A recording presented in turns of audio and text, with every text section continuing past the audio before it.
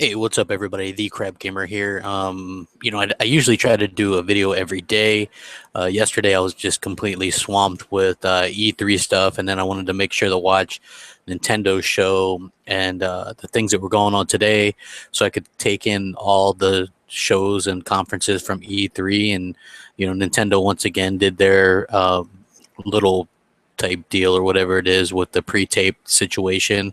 And all in all, that was okay. I think I'm going to see if I can get Worry and maybe Mooch around to kind of do a quick recap of what they did, and hopefully that goes over well. But anyway, what I wanted to mainly talk about was I did the reactions with the guys, Big Gamer Small Talk, yesterday on both Microsoft and Sony's conferences. But at the end of the day, I take an extra day kind of, rest and, take all in what's happening and what's happened. And this is one of those things where I think that, Microsoft has done another really good job at winning E3, and they win it based on games and games alone. And, and the features are just an added bonus, in my opinion. I feel like they had their kind of drop the mic moment with the backwards compatibility and the way Mike Ibarra come out and said it, where you don't have to pay for games that you already own. And that basically, in my opinion, invalidated Sony's purchase of Gaikai and, $400 million, and they bought On Live as well. And, it's a situation where I think that, you know, that really helped propel Microsoft to a what was a rather resounding victory. And I could sit there and focus on the negative stuff that Sony did, and I'll probably do one of these videos, for them as well, to kind of express why I believe they lost. As far as I'm concerned, there's a lot of reasons, and I'll get into that on there. But I wanted to more or less focus on the reasons why Microsoft won. And yesterday, when we did the reaction videos, that's just very off the cuff, off the top of your head. But then I had time today to kind of write down the good and the bad stuff from the videos, and go over it and kind of discuss with everybody and find out what they think as far as my opinion and their opinion and things like that. And hopefully you guys agree. And if you don't, then you don't. But anyway, the first things is I'll talk about kind of what jumped out at me, which was they wanted to start the game off with a bang. In the past, I think 6 years, they've always started with Call of Duty. That had gotten kind of old. So anyway, I think that, having Halo 5 to kick it off was a brilliant way. And then you had Bonnie Ross out there. I feel like there's completely not enough women in the limelight when it comes to these events. So it was real nice to see her go out there first and take the stage and just introduce the Halo 5 co-op campaign and things like that. And if you go back and listen to the live show on Next Gen 720's channel, you'll see that basically the thing that we were most impressed with was just how beautiful the game looked. I mean, that's just serious awe, but that's like 4 or 5 grown men just in awe of a video game. And and I think that's definitely a good thing, that we can still be impressed by a game at this particular juncture. And for me personally, I just thought it was like, it was just a gorgeous looking game, and there was a lot going on. And you hear about the size of the games, the 24-man game modes, and 3 times the size of any other Halo maps and things like that. And you really get excited for that. And I think that's what we were. And then you go right in from your biggest IP to a new IP with Recore that seems kind of interesting. And you've heard from the Metroid Prime developer or creator, or one of the people that worked on that, and it's an interesting concept. And not only do you see that, but it's coming out next spring. So I think that what that tells me right away is that Microsoft is taking care of the issues that Xbox gamers had with this year, where the first few months were kind of dry. And they're already making amends for that by having Recore, and then you're going to have Quantum Break Q1 next year as well. So by spring, and you're going to have 2 really good games, it looks like. I mean, I want to see definitely more on Recore, but from what Tim Dog from Big Gamer Small Talk, he's at E3 and says it's Recore is like an imaginative, fun game or whatever. And, I'll take his word for it. I'm interested in new IPs. I think that they're very important, and that one kind of snuck up on everybody. So you started off with, your biggest IP, then you introduced a brand new IP with Recore, and I'm interested to see more about that for sure. And then, you had the biggest thing, which was the backwards compatibility with the Xbox 360 completely for free. I thought that was a brilliant tactic, and that shows Microsoft prowess where it comes to, the software development side of things. I think they're software kings, and they really showed that. And I'm really impressed with what they were able to do with the quickness to which they did that. And it didn't look like Sony had an answer for that in their conference. And I mean, that's something that I'll talk to a little bit as well. But at the end of the day, I think that was a very important blow for Microsoft to kind of strike on Sony. That's very important. And the next point that I would like to make is, and I made sure that I wrote down kind of this stuff ahead of time so that I can do a better job of covering why I think the way that I think. And hopefully you guys either agree or not. I don't know, but it's a situation where I don't really care. It's just my opinion. So anyway, the other thing is the new hardcore Xbox One controller. I think that is something that is really fundamental for the hardcore gamers. It's a little bit on the pricey side, but I think this is more aimed for the people that will spend their money on scuff controllers or things like that. And I think that, it's a situation where Microsoft really kind of, surprised a lot of people with that, because they had already announced that they were coming out with a new controller where the only adjustments were like the microphone jack and things like that, even though I had heard rumors of a completely like beefed up controller. And I think that that's awesome. $150 is a little bit expensive, but I think that at the end of the day they kind of nailed what they wanted to go with, and I'm impressed with that. Having that new piece of hardware out there for hardcore gamers, especially Xbox is known for hardcore games. Your Forzas, your Halos, your Gears of Wars, your Call of Duties, Battlefields, all that cool stuff. And I think that controller is going to be aimed for those type of audiences, and I'm very impressed with that as a whole. And I definitely think that it's impressive. I was impressed, and hopefully you guys will be impressed as well. And then they went into like the Fallout 4 gameplay, which I didn't really think was great, because we saw a Fallout 4 reveal the day before, and as far as I'm concerned, that takes a little bit away from it. And the same thing kind of happened with Sony when they were showing stuff that we had seen the day before, or earlier in the day. But the important part of this is it shows that you have third-party games on your platform. You had the mod stuff going from PC to Xbox One, as well as you get Fallout 3 free when you buy Fallout 4 exclusively on Xbox One. And I thought that was a really cool idea, and that really went over well, I thought, with the crowd, because that's going to be a highly anticipated game, and people getting to play the last one and then the new one. And I think that's going to be good for gaming, and options are never a bad thing in my opinion. The next thing was EA Access. They announced a free week for everyone. They added Titanfall, and they're going to add Dragon Age Inquisition. This is already like the best deal in gaming right now, because it's all these great AAA games for the most part, with the exception of Peggle 2, and that's a really fun game in and of itself.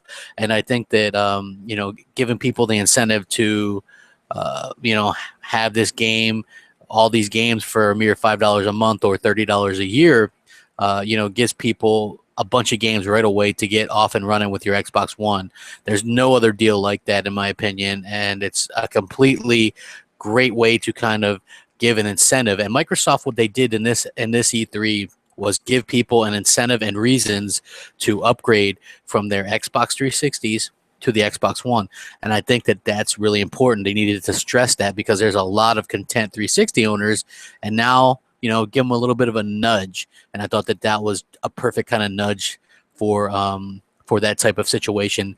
And they did a good job with it, saying, hey, early access, everybody's going to get a free week of this, and you can try out Titanfall and Battlefield 4 and Need for Speed Rivals and Plants vs Zombies, Garden Warfare, and NBA Live 15 and FIFA 15 and Madden 15 and all these great games. for free. You know what I mean? And I think that's going to prompt people to want to try this out. It's a great service, and I think that people are going to be excited, and I'm happy for that. You know, I want this generation to um, do well. You know, even though I'm not a huge Sony fan or anything like this, I still like the generation to do well, and I think it's important for it to do well. And I want Microsoft to, you know, yeah. So anyway, also there's Forza Motorsport 6 debut trailer, and I think that that's looking amazing. The nighttime driving, the wet racing, 450 cars, 1080p, 60 frames per second. Closed track racers definitely need to be 60 frames per second. You know, I think that, you know, the frame rate is king. I didn't even care if they did nighttime racing or weather or anything like that. To me, that, you know, that stuff doesn't really matter for closed track racing. But the fact that they're able to do that with a, you know, 60 frames per second racer is phenomenal. And the amount of content is just really impressive. And I already had that game, you know, completely pre-ordered anyway. And, you know, it's just a situation where now it's just waiting, and it's coming really quick. You know, I'm excited that there's going to be plenty to do between now and then that game's going to keep me busy for a long time. But I wish they would have showed a little bit more, maybe did a stage demo or something like that. Microsoft, you know, seemed a little bit stressed for time. They did have a lot of content, and then you have to fit all that in 90 minutes. And I can't see that as being an easy task, but they did a good job of it. I mean, they kept things flowing nicely, and, you know, had a good pace to it, with the Rare kind of exception or whatever. Speaking of Rare, the Rare Replay, which is 30 games for $30. Now this, you know, I'm not usually big on remakes and things like that, but it is the 30th anniversary, and a lot of these games span to console. You know, you can't even find some of these games anymore, and so I think that the fact that they're included in this collection, I mean, it's not like these games are all in the 360 or the original Xbox or two generation. You know, these are, you know, 20, 25-year-old games, some of them on there. And some of them, like, you know, I'd be look forward to playing again, where you can actually get some achievements. I mean, 10,000 gamer score offered on this set. I would love to play through Grab by the Ghoulies again, and Viva Pinata, and the original Perfect Dark, and, you know, Blast Corps. You know, it's just such a nostalgia hit, and there's so many games and so much content on there, and I'm just really impressed by what they were doing, and I'm excited to see what they're going to do in the future. So, yeah, you know, I'm really impressed with that. And then, you know, not only did they go back in the past, say 30, I mean, what other company is giving you 30 games for $30? But they introduced a new game, and that's the Sea of Thieves, and that looked really impressive to me. It had that Rare kind of look, and the music, and there was a lot of little cool stuff in the gameplay and things like that. I'm interested to find out more about this game. I think that a lot, and the most important thing of this E3 that kind of went unnoticed was maybe the Rebirth of Rare, because we're probably going to see this game and another game from them unveiled either this year or next. I have a feeling that they wanted to do something new first, you know, unveil the new thing, because they, you know, it's the 30th anniversary, to show that, hey, we're still here, we're still relevant, we still do good, damn good work.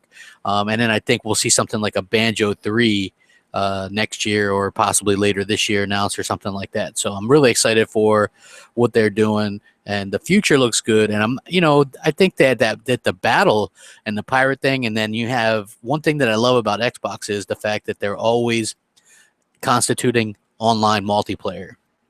And that's another situation where that game looks like it's going to have some good multiplayer fun, you know, and I'm looking forward to, like, playing with, you know, the people on my friends list and things like that. I'm just really a fan of multiplayer games, and I like that Microsoft kind of puts a emphasis on that with their games. I think it's awesome.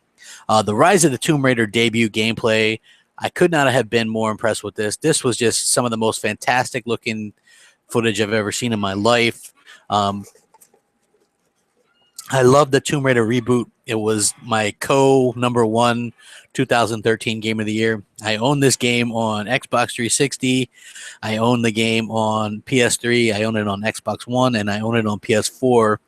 And I just, you know, I just love the game. I thought it was fantastic. And in fact, I own 2 copies on Xbox 360. I own a digital copy on 360 because they gave it out for Games for Gold, but I also bought it day one physically with the special edition. So I can play it if I want to go back on 360, and I don't even need the discs. So I think that that's really cool, and I'm really excited for what they're doing. I think that I love the setting.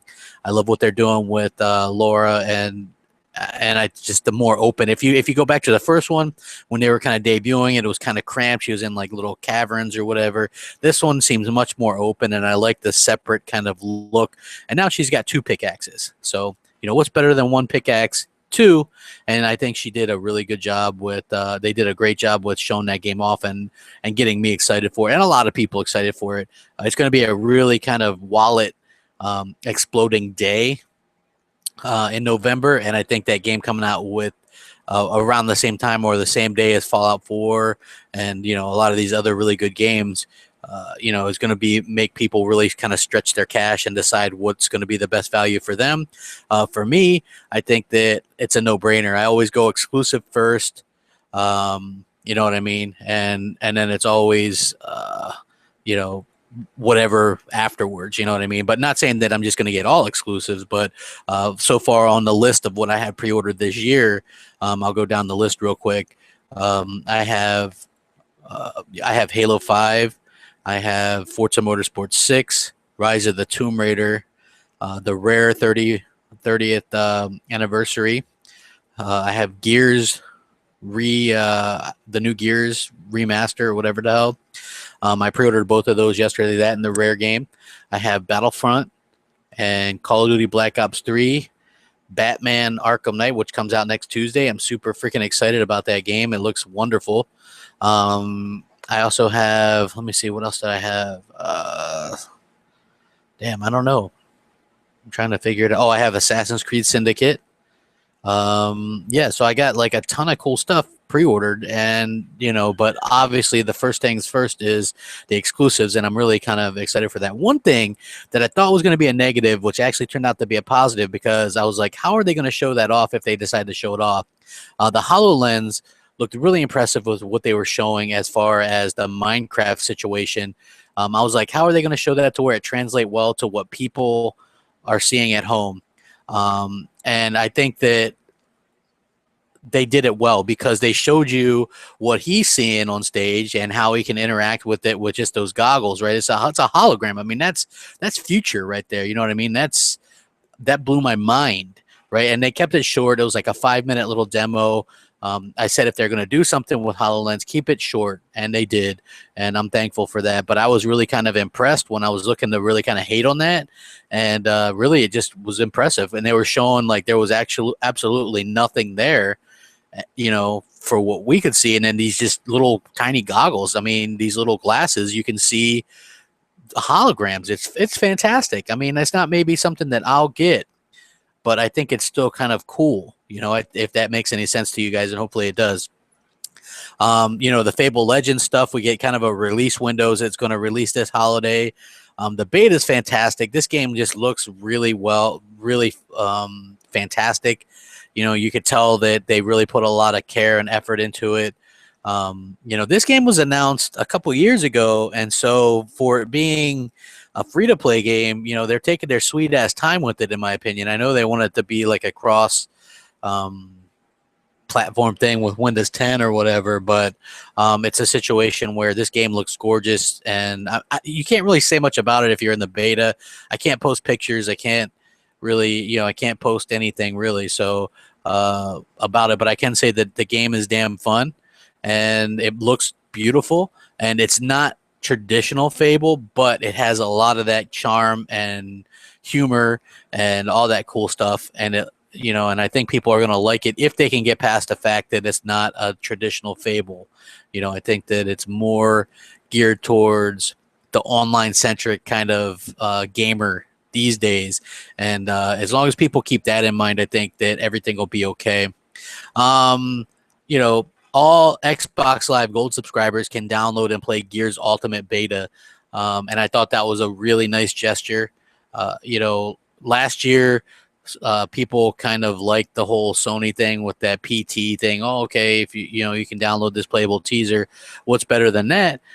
Playing Gears of War Ultimate Beta multiplayer, and I think that was something that was a nice gesture and a good shout out to the Gears fans and things like that. I wish they would have showed a little bit more time or spent a little bit more time with that, but at the end of the day, I think that they did what they had to, and I think that it's one of those situations where they did what they had to, and I was happy with it, man. The Gears beta looks great. I don't know if any of you guys are in it, but hopefully you got your codes and were able to play a little bit of it. And I thought it plays fantastic. It looks amazing. It makes you really excited to see what Gears of War 4 is going to be like. And speaking of Gears of War 4, I never thought in a million years that we would actually get Gears of War gameplay footage, and we did. We got Gears of War gameplay footage, Gears 4 gameplay footage, and it looked phenomenal. I mean, the weather and the wind and everything that was going on, I would have liked to know a little. I guess they were trying to be spoiler free with it. I'm like, who are these characters? Most of us, I think, would have maybe preferred to see Marcus or Coltrane or Baird or somebody, that we're a little bit more familiar with than we got these two Randys. But overall, I thought that they did a fantastic job with it. And, I'm really happy with what they were showing as far as Gears 4's. And we got a release window, holiday next year. That kind of settles that. I thought, maybe it would slip into 2017, but, they're saying that's going to be their big game for holiday next year. And I'm excited for that. The other good points about their E3 was just the fact that, like I said, they stressed that, hey, upgrade from your Xbox 360.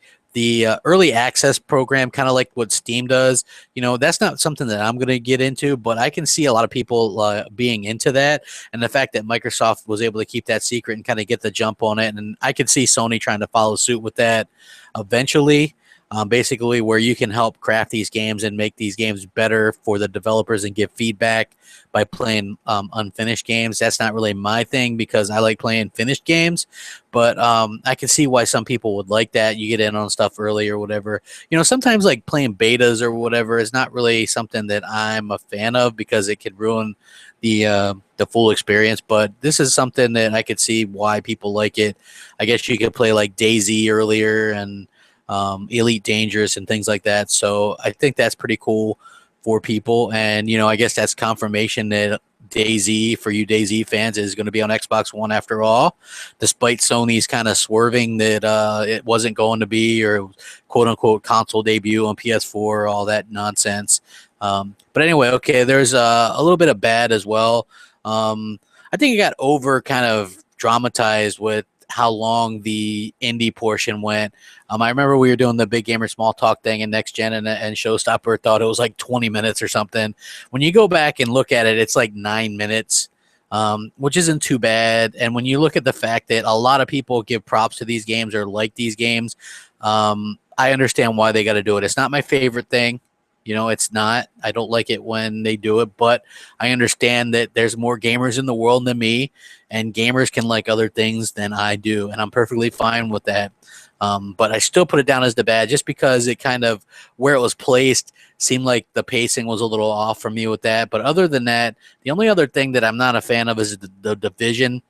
This is like the second year or third year in a row we've seen this, and, I'm just not really interested in this game. I mean, yeah, you get the exclusive beta or whatever if you're an Xbox owner this year, and you get kind of a release date early next year, and I think that that's all well and good, but if you've played this game already, you'll see why I don't think it's that impressive or that great. And I'm hoping that maybe they fix things up a little bit or make it a little bit more entertaining, because it's like one of the most monotonous games, the beta anyway, that I've played. So I'm not real sure. I'm not really sure. Yeah, okay. So yeah, and then they did stuff outside of that, because like I said, you only get 90 minutes to do an E3 presentation, or Microsoft does, and they're very stressed for that. But there was other things that they showed off that day that was very impressive, including the new user interface that I thought was just fantastic. It looks really quick. They also are going to implement the Cortana thing, which is cool because they demoed it with Forza Horizon 2, and he's like, hey, Cortana, invite Amanda to a party chat. So you don't actually have to stop your game or anything like that. This is where Connect comes into play, because it doesn't pause your game. It doesn't do anything. It just invites them into your party chat or whatever. You can add, it's going to really help out with multiplayer and things like that. I thought that was fantastic. And the new UI is really cool because it's almost like a Twitter feed with developers and stuff. You can see their latest information on their games, and I was really kind of a fan of that. Everything looked really quick, and that's something that we're going to get. It's like, if you're an Xbox One owner, right, you've got to be happy. You're getting a it looks like Windows 10 desktop on your Xbox One. That's phenomenal, right? And you're going to have Cortana on there as your personal assistant. That's phenomenal. You have this new option for this amazing hardcore controller, or this other like regular standard controller that allows for different mic jacks and things like that. And I think that that's really important to give people options. And I'm really excited for that. And you're getting, when Microsoft said, "Hey, we have the best exclusive lineup in Xbox history for 2015," that's the truth. What other company has ever had a exclusive lineup with so many heavy hitters in the same year? I don't think there's ever been a year for Xbox where they released a Halo game, a Gears game, a Forza game, a Fable game. You know what I'm saying? They're going to release the new Tomb Raider. I have a feeling that they're going to announce a couple of things that are going to come out this year that's at the PC event. That's why people were like, "Oh, well, how come there's no Joe Montana stuff?" Joe Montana football is coming. I just don't think it's going to be NFL game. Sadly, there was kind of confirmation from Peter Moore that they own um, the NFL license still, and I think that that's why it wasn't at the Xbox conference. That would have been kind of a loss for them to do a non-NFL game, and I was bitching about that on Twitter and a lot when I was like, well, if it's not NFL, you might as well not even take that on the Xbox stage. So hopefully, if that is a game and it's not NFL, they do it on the PC stage or whatever that is, because that would keep it low key. That's not a Megaton doing a football game that's not licensed. So I'm glad they kept that off the Xbox stage, and I think that overall, like, the scope of things that were done, a couple of new IPs were introduced, and then you have 5 weeks from now Gamescom, where Sony's not even going to be there, and we're going to see gameplay debuts of Scalebound and Crackdown, and I'm super excited for that. I want to see more on Quantum Break, and Phil said that there's more unannounced exclusives that they're going to show off then. So basically, this is almost like a 2-part thing, and they're going to have 2 completely different shows and equal content for both shows, and I'm kind of very excited about that. And if you're a gamer, you should be too. I think there's going to be a lot of PlayStation 4 pillow biters around Gamescom, because you guys are going to have nothing to talk about. You're going to have absolutely nothing to talk about because Sony's not doing a show. And anybody that disputes, "Oh, well, Crap Gamer, you're just a fanboy," say Microsoft won. Look at the games I just mentioned that we're getting this year. Sony did their show, and there's nothing, literally nothing big coming this year. They didn't come out with one surprise. There was absolutely nothing. All the sites that put Persona 5 as the most anticipated game, Sony didn't even think enough of this game to do a video or a demo or anything. Instead, what do? They talk about View TV. We got this music streaming service, la-di-da. Usually Sony does a 2-hour conference. They cut it to an hour and a half. They have no Gamescom conference, and you idiots still think that they won E3. You need to get your head out of your asses, because they completely got their asses handed to them, as far as I'm concerned, and as far as most people are concerned. When you go out there and show, The Last Guardian, and it looks worse than it looked 6 years ago, and they come out and say, "Well, we hope to release it in 2016. Okay, first of all, if you're a PlayStation fanboy and you see a pre-taped demo almost exactly of what you saw 6 years ago, nobody on stage doing this, and they're like 2016, and they don't even give you kind of a holiday or anything like that, or winter or summer or fall, spring, I think it's time to worry. How many times do you got to get smacked in the mouth by Sony for you to understand that they are going to keep doing this to you, right? It doesn't take a lot. It shouldn't be this hard. You're getting smacked again. You're getting fooled. You're getting lied to. And that's sad. You know, I'm reading this thing on the Last Guardian right now. He says we quote unquote we hope to release this in 2016. So I think that you know that's saying a lot. You know, we hope to release it in 2016. That's not that doesn't really give me the warm fuzzies with that releasing. Now I will say that the Horizon game, the Dinobot game, looked really good. You know, I thought that, and hopefully that releases next year. You know, I'm not knocking Sony where credit is due, but at the same time, I think that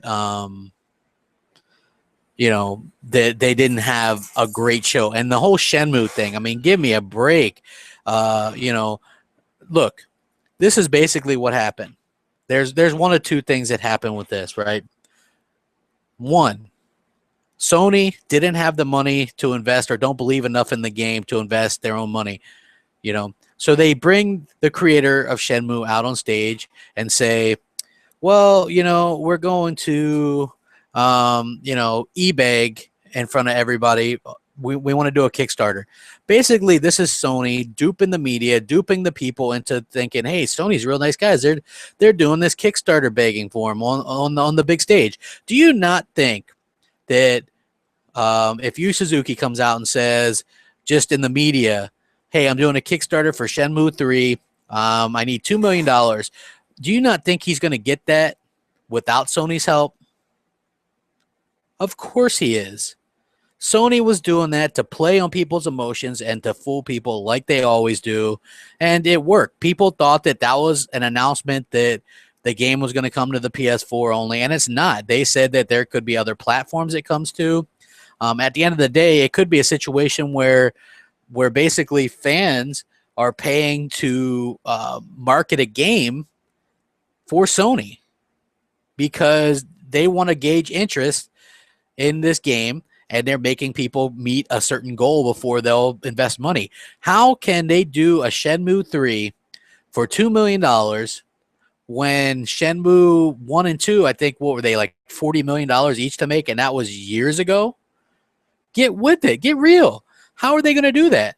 I mean, this game is probably going to cost at the cheapest, and that's if they go the Beyond Two Souls kind of route where there's not a lot of exploration or anything like that. 30 million, 40 million, something like that. I think that it's kind of an expensive franchise, and I don't see them actually being able to do much with it. And anyway, it's like people were trying to give Sony a win for this, for letting this guy come out and beg for $2 million when they just invested $50 million in Call of Duty Time DLC. Is the PlayStation 4 the dude bro console now? Because Sony's treating it like it is. Call of Duty DLC. They had Destiny DLC. If Microsoft would have brought, Master Chief Collection DLC on stage, that would have been the equivalent of Destiny DLC. Nobody cares at this juncture. Nobody cares. Destiny is yesterday's news. Only in Sony's mind does people want to see DLC on Destiny. And why did they, even though I predicted it, Sony showed Batman, right? This game is coming out next week, but they still decided to show Batman. And what did Sony close the show with again? They closed the show with Uncharted 4 yet again, once again proven that they have little to no content. If you wanted to know what kind of content they had, there you go. They just closed with Uncharted 4 again. And not only that, but it's not like we haven't seen Uncharted 4 footage. We saw it at that PlayStation Experience. We saw the E3 deal last year, and now you're getting to see it again. And I'm not saying it doesn't look good. I think that, it does look good. It's a game that I'm interested in, but you're not getting it this year. Everything that Sony showed was for next year and beyond. Shenmue 3 has a 2017, at like the end of 2017 release date, and Shenmue 1 and 2 took a long time to make. So I think that that's maybe being a little bit generous. You're looking at maybe 2018 even. So congratulations, I guess. And then you guys want to hype up Final Fantasy VII, this multi-platform, and it's a remake. I've never played a Final Fantasy game. People like kind of crap themselves over Final Fantasy VII and, some of these other games. But as far as I'm concerned, it's a situation where That's not my type of thing. That's not my cup of tea. And I'm not knocking anybody that likes it. We can all like what we want. But as far as I'm concerned, those games don't interest me. It's not a win. They showed Batman, Assassin's Creed, Battlefront, Call of Duty, Destiny DLC, Disney Infinity. I mean, that's basically what Sony was reduced to. They cut a half hour off their normal show. They really just looked like they had very bad pacing issues. No Man's Sky is supposed to be one of their big games, even though it's just a timed exclusive, right? And they don't even have a release date for that, and it's like a shooting simulator or whatever. So, I just think that it's a situation where I don't see how anybody could give Sony a win for that. They had no answer for the mic drop moment of backwards compatibility. How can Sony charge you for games you already have and think that that's okay? And I like that Microsoft came out, and to me, once they did that and they showed Halo 5, and that's a game coming this year, right? And I've heard Sony fanboys say stuff like, well, to me, E3 was always about the future, and they're trying to like downplay the fact that Microsoft showed off content we're getting this year and Sony didn't, and they're trying to say, well, it's a bad thing that Microsoft showed off stuff for this year and Sony showed off stuff for the future, quote unquote. Guess what? Guess where we live? We live in the now, not the future. And Microsoft showed off future things as well. And they're going to show off more future things at Gamescom, namely Crackdown, Scalebound, Quantum Break, stuff that's coming next year. So I think that, that goes both ways. What Microsoft is doing is completely reversing everything that that they had messed up before. If you're still one of those people that's harping on 2013 and the reveal, get over it. Microsoft is steamrolling, and I think that this whole backwards compatibility thing, you guys can sit there and try to damage control it all you want. You guys were bragging about PlayStation Now being backwards compatibility, where you're forced to pay an absurd amount for old ass games. Microsoft is letting how I did backwards compatibility, which, by the way, the games look better when you put them in the Xbox One. So, I mean, I guess you can put that in your pipe and smoke it. But how I played backwards compatibility last night on my Xbox One? I played Mass Effect 1. You know what I did? I went to my Xbox 360 collection, took out my Mass Effect 1 disc, put it in my Xbox One, then I can play my game after you download it. Holy crap. How amazing is that? No streaming, no constant internet connection. I'm not paying for it. I already own the game and I can play it on my new console. Imagine that. Imagine that. You know what I'm saying? That's impressive to me. That's a great moment. You can't downplay that. You can try to all you want. But in my opinion, you're just going to look like an asshat when you do.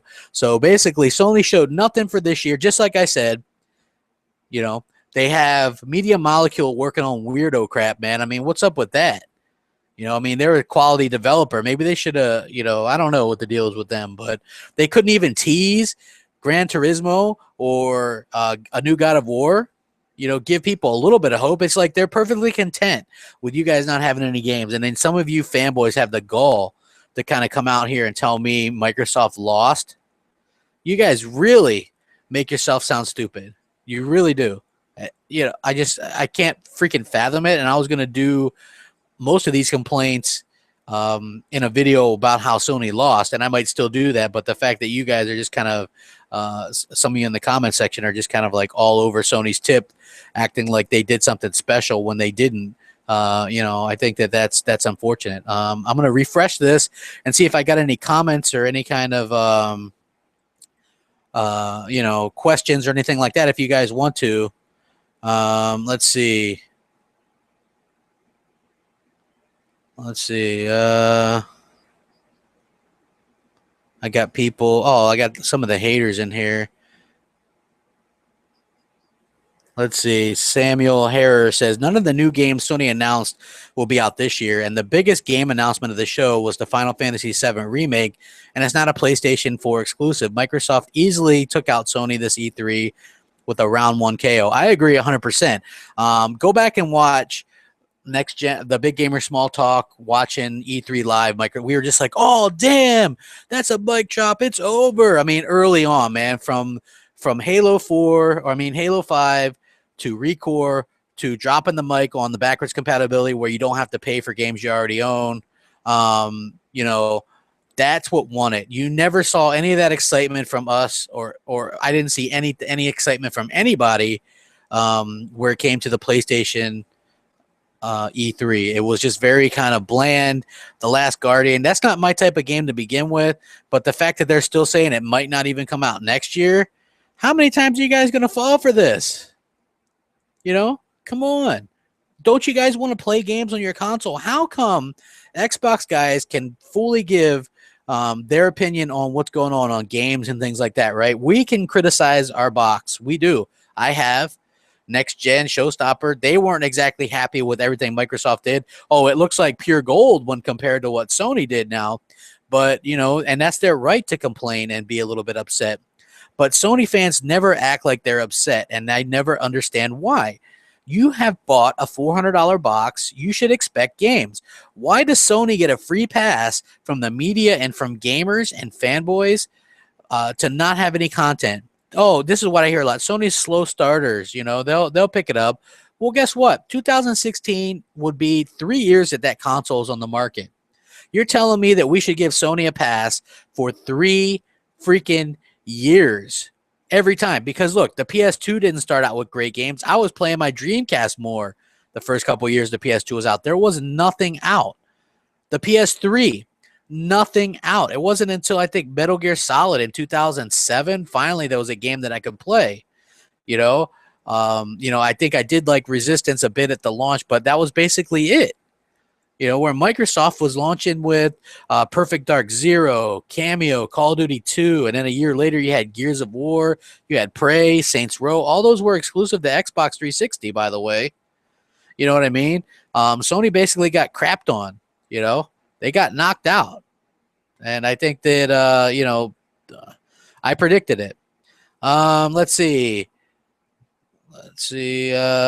Tip Top Dalton says, hey, crap. Whenever I get my Halo 5 Xbox One, can I add you at the friend and play some greatness? Dude, yeah, anybody can add me. MOH Space Crap Gamer. I'm working on 3,000 followers on Xbox Live, which is pretty kick-ass when you think about it. And, yeah, you know, I'll be looking to play with people on Halo. I wanted to play some Halo ODST, but I was having trouble finding people to play through that with. You know, and to be honest with you, you know how I know backwards compatibility, speaking of this, is really taken off? I had probably 30 people on Twitter message me to invite them to the preview program, Xbox preview program, because they want that backwards compatibility. I had 50 people message me on Xbox Live now asking me for the same thing. And you guys are going to sit there and try to downplay backwards compatibility or act like it's not a big deal. Get out of here. Let's see. Pacific Gaming says, did you see the new UI for Xbox on the official channel? Yes, I did. It's fantastic. It's super fast. It's Windows 10. We're having a console that's going to run Windows 10. It's super clean and super fast. I love it. I like what's on there now, but if you guys are ones that complain and think that it's a little bit too slow or sluggish, you're going to really love the new one. I think it's great. Let's see. Trevor Freeland says, hey, you don't think I'll mention your comment because you call me a fanboy, but I will. I agree Microsoft won, but you are bashing PlayStation too much, you fanboy. I prefer Xbox. I surely do, but I own a PS4, and I was hoping against hope that they would announce something for this year, because I'm not being, I'm going to keep it real with you 100%. My PS4 is like a frigid wife, I don't turn it on. I was hoping to turn that thing on sometime this year. Actually, I accidentally hit the remote and turned it on last night. And then I think I was getting all excited. It's like, man, I'm going to get played. I'm going to get played. And then I was just like, oh, damn, I turned on my PS4 by accident. I got better turn that off. There's no reason to turn it on. There's no reason to turn it on. Absolutely none.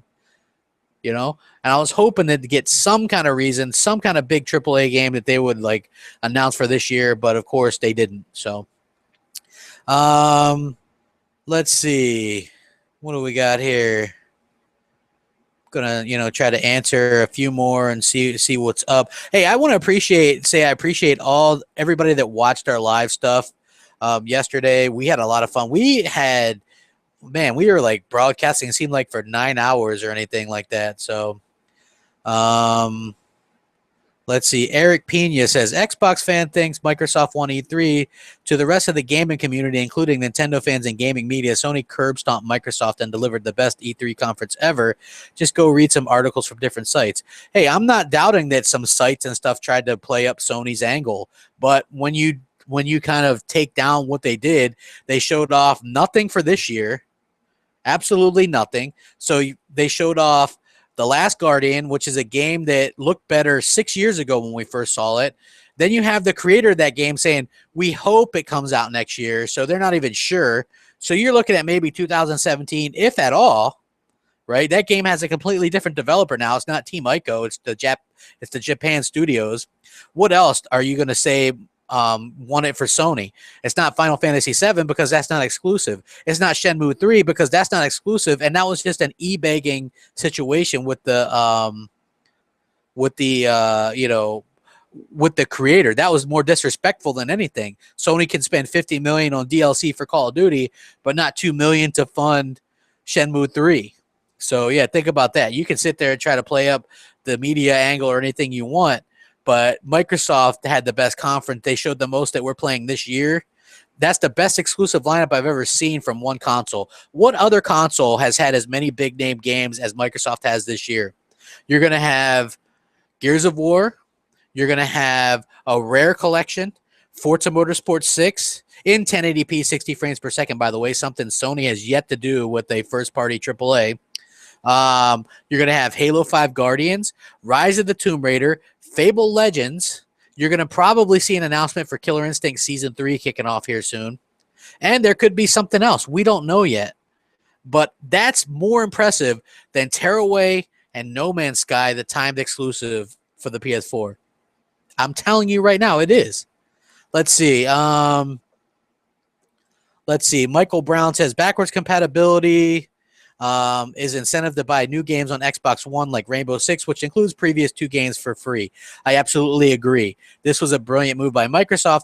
Buy the new Rainbow Six game on Xbox One. Get Rainbow Six and Rainbow Six Vegas for free. Great. And also with Fallout 4, you buy Fallout 4, you get Fallout 3 for free. Brilliant. You know what I'm saying? I think that's absolutely brilliant on Microsoft's part. And this is going to, one of the main trends that I saw last year during Microsoft's E3 conference was this. Microsoft is going to win back America 100% with this move. 100%. Why? Because there's a lot of content Xbox 360 fans. Look, the Xbox 360 was the best console of all time.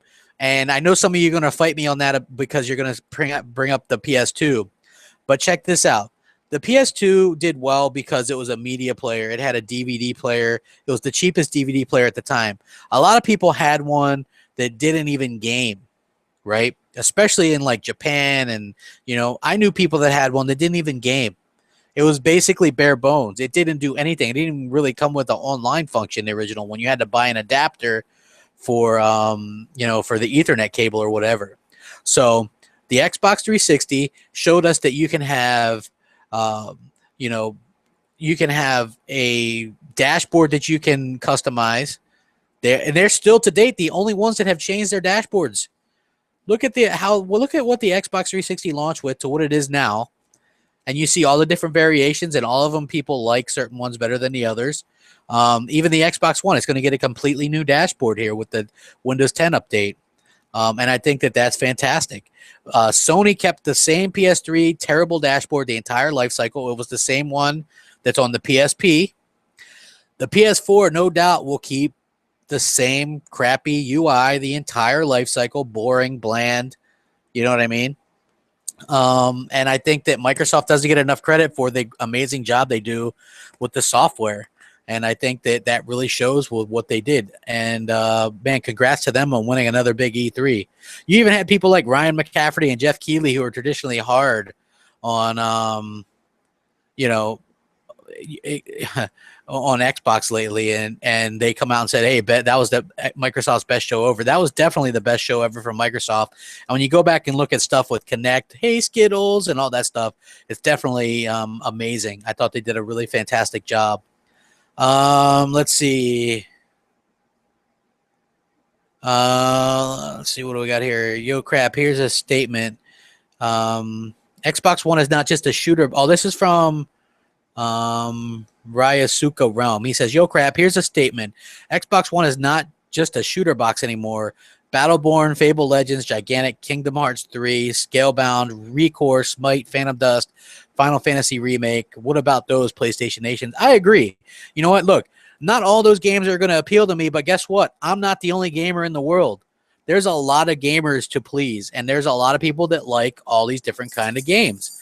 And if you guys didn't hear, the wargaming guy who does what is that?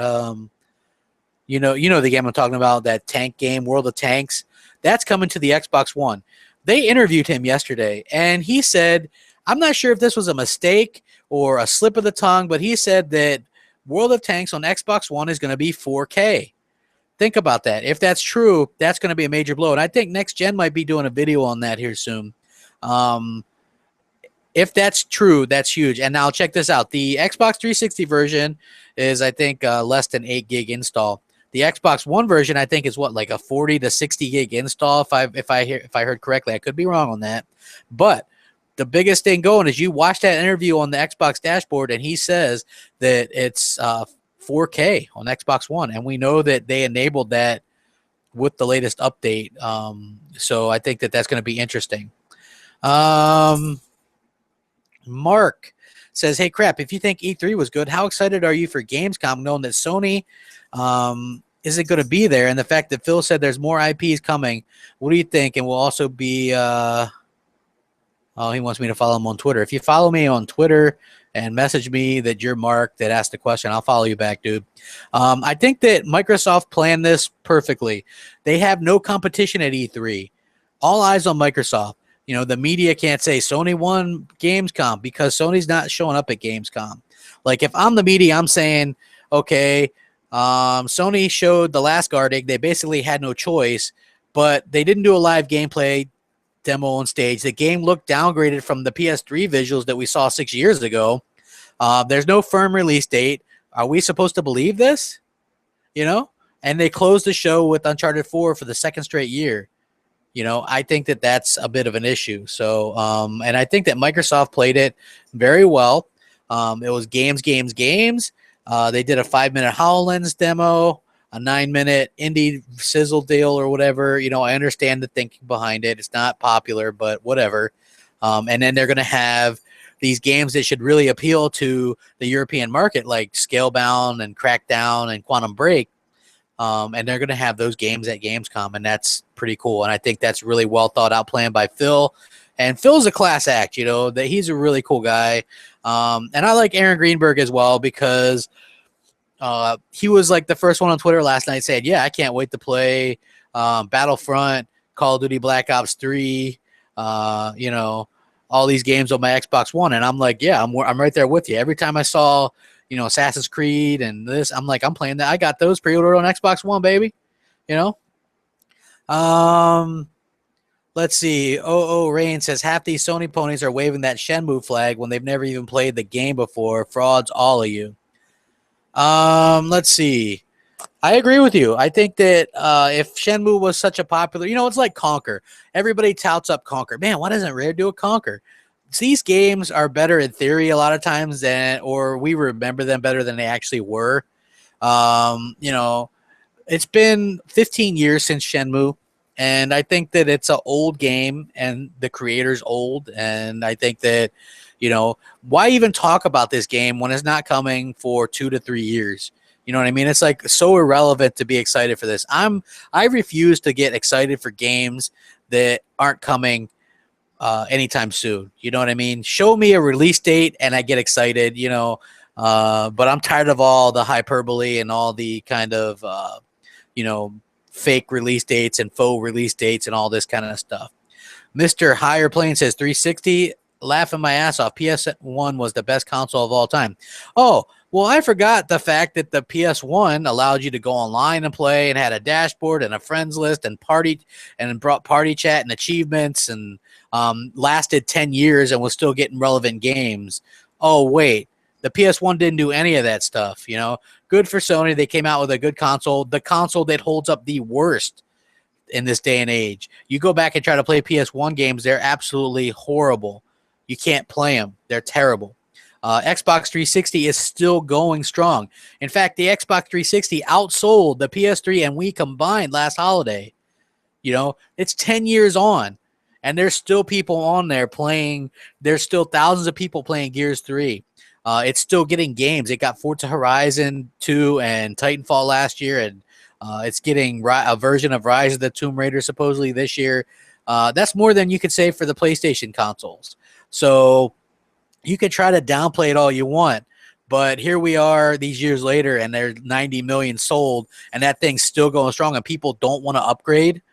That's the thing you don't understand. People were ready to upgrade from the PS3 because it was a shitty experience.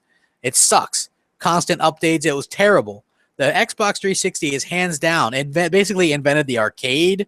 You know what I mean? It's done so many things. The PS1 and PS2 couldn't hold a goddamn candle to it.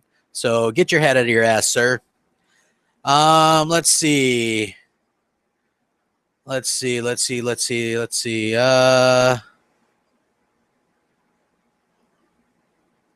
Oh, okay. Here we go. Laughing out loud at Uncharted 4 glitching out and then having to start over. Yeah, you know what? That's the second time. There was frame rate issues with that game too. Like you could tell that thing's just going to have a lot of issues. Because they're going to obviously push that 1080p agenda.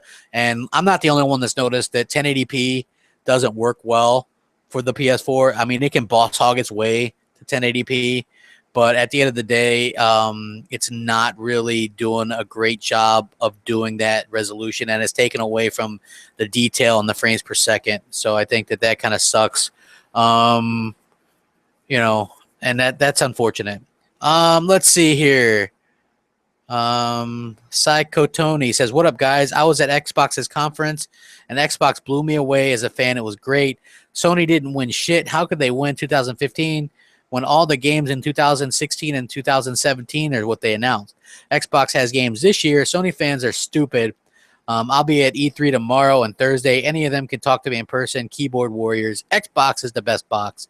I agree with you, sir. Xbox is the best box, and Microsoft did an absolutely brilliant job at conveying that point. I thought they did the better job. Sony was discombobulated and just kind of all over the place, and I was happy with what Microsoft was able to achieve. Let's see. Mega Chris says, "Hey, crap! I'm playing the Gears of War beta now. That's awesome, dude. I've been playing it too. It looks fantastic." Michael Brown says, how about Rare? Cool new pirate game and 30 classics for $30. Yeah, I already covered that earlier. I know like some of you guys were a little bit probably slow in seeing that I was doing a live stream, but I love the 30 for 30. It's not me going back on the whole remastered thing. Some of these games I haven't played for 25 years. That's what piqued my interest. Right? It's like you can't really find some of these games anymore. Like I don't have Blast Corps on N64 anymore, or some of those old school stuff, you know, and that's what I'm kind of interested in. And getting achievements while you're doing it is like all the better. Because one of the reasons that I don't play as much retro stuff as I used to is because I've gotten really kind of used to the achievements. And, you know, and so having this collection with achievements is something I'm really looking forward to. Tryhard fan says, "Didn't you think Microsoft and Sony both had a good E3? Of course, people have their opinion, but overall, I think they both did good. They have their ups and downs, but they were okay. I like Sony a bit more for Horizon and Uncharted 4. No, I don't think Sony had a good E3. I think it was one of their worst ones. I think that Horizon or whatever looked good, but that's not a game coming anytime soon. Uncharted 4, again, had a very rough demo. I think that game definitely wasn't ready to come out this year, and who knows if it's going to come out next year. You know, I could see them pushing it back towards the end of the year, just to better compete with Gears 4 that's going to come out. I don't see them really launching that game at the beginning of the year, to be honest with you.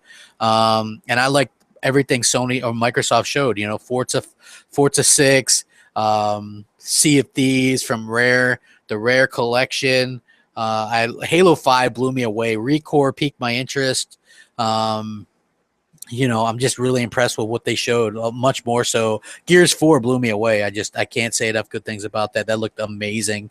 And so we got a glimpse of what's coming this year and a glimpse of the future as well. So they did a 1-2 buckle my shoe to Sony, and I thought, really did a good job. And the drop the mic part was the backwards compatibility, hands down. I think that was something that that they did. And anyway, yesterday we had like 400 people watching us live do the E3 stuff, and I think that that's fantastic, man. I'm really thankful. I never really mention how thankful I am that everybody comes and watches what we do. Here I am just kind of shooting the shit with you guys, and I've got, like 140 people here watching me. So, man, I'm just some kind of jobber that likes video games and likes talking about video games, and I'm appreciative for every one of you. So, let's see. What else do we got here? Key One Hall. Crap. Do you think Sony, this is a good question. Do you think Sony will try to match Microsoft with real backwards compatibility or continue to milk PlayStation now? Sony doesn't have the wherewithal or the skill to do backwards compatibility because it's one thing doing PowerPC to x86. Xbox 360 was PowerPC architecture. Xbox One is, the x86 stuff or whatever, right? That's not impossible to work out. They figured out a way to do the emulation. Sony messed up with that PS3 chip, right? And they're not going to be able to do that. Not only that, but Sony spent $400 million on Gaikai to set up this whole streaming thing to milk people for money for games that they already bought. And that's a shame. So hopefully, I don't feel bad for people that buy into this stuff because Sony sells pipe dreams and smoke and mirrors all the time. That Last Guardian thing was smoke and mirrors yet again, and people bought it. You know what I mean? So, I don't think that they can match what Microsoft did.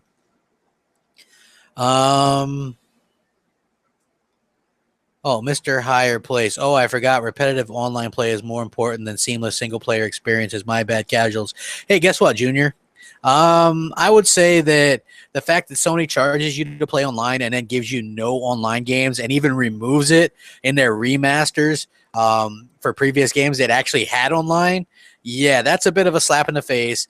You can sit there and try to call us casuals for wanting to play online, but guess what? I like experiences that get the most out of my money, and so if they have online experiences, all the better. I don't think that makes anything casual or less. I think that just makes us gamers,